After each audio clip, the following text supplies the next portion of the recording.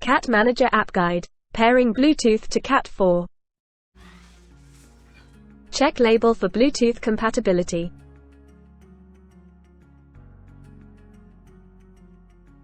Start by switching your cat on to initiate the pairing process. Pull the trigger to turn the cat on. Wait for the sequence to complete.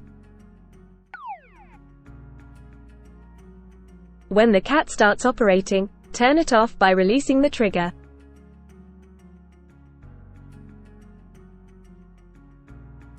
Start the Cat Manager app or sign in if required.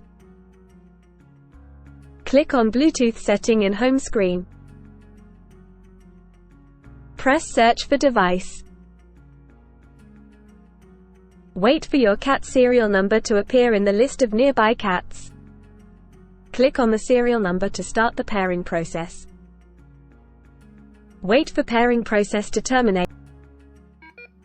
Cat to appear in the list of paired cats. Your device is paired to your cat.